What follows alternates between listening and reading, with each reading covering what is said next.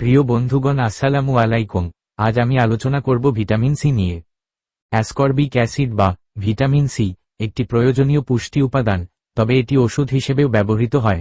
আসুন জেনে নেই অ্যাসকর্বিক অ্যাসিডের নির্দেশনা, উপকারিতা এবং পার্শ্ব প্রতিক্রিয়া সম্পর্কে। অ্যাসকর্বিক অ্যাসিড বা ভিটামিন সি কখন ব্যবহার করা হয়? 1. স্কার্ভি রোগের চিকিৎসা ও প্রতিরোধে। ভিটামিন সির অভাবে স্কার্ভি হয় এই রোগের লক্ষণ। মাড়ি থেকে রক্ত পড়া, দুর্বলতা, ক্ষত শুকাতে দেরি হয়। 2. ইমিউনিটি বুস্টার করে, সর্দি কাশি, ফ্লুতে প্রতিরোধ ক্ষমতা বাড়াতে সাহায্য করে। 3. অ্যান্টিঅক্সিডেন্ট হিসেবে কাজ করে, দেহের ফ্রি র্যাডিক্যাল ড্যামেজ কমায়, কোষ সুস্থ রাখে। 4. আয়রন শোষণে সাহায্য করে, বিশেষ করে নিরামিষাশীদের আয়রন শোষণ বাড়ায়, আয়রন সমৃদ্ধ খাবারের সাথে নিলে।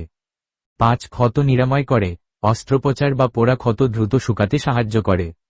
6. চর্মরোগ নিরাময় করে, যেমন মেলাসমা, ত্বকের কালো দাগ কমাতে টপিক্যাল ক্রিমে ব্যবহৃত হয়। অ্যাসকর্বিক অ্যাসিডে শুধু উপকার পাবেন তা নয়, এর মারাত্মক পার্শ্ব প্রতিক্রিয়া রয়েছে। যেমন 1. পেটের সমস্যা তৈরি করে, বমি বমি ভাব, পেট ব্যথা, ডায়রিয়া, বিশেষ করে উচ্চ মাত্রায় দৈনিক 2000 মিলিগ্রামের বেশি গ্রহণ করলে সমস্যা হতে পারে। 2. কিডনিতে পাথর হওয়ার সমূহ সম্ভাবনা, দীর্ঘদিন অত্যধিক মাত্রায় সেবনে অক্সালেট পাথর হওয়ার ঝুঁকি বাড়ায়। 3. গ্যাস্ট্রিক সমস্যা বৃদ্ধি করে, অ্যাসিডিটির লক্ষণ, বুকে জ্বালাপোড়া দেখা দিতে পারে। 4. মাথা ব্যথা বা ক্লান্তি তৈরি করতে পারে, কিছু ক্ষেত্রে মাথা ব্যথা বা দুর্বলতা হতে পারে। 5.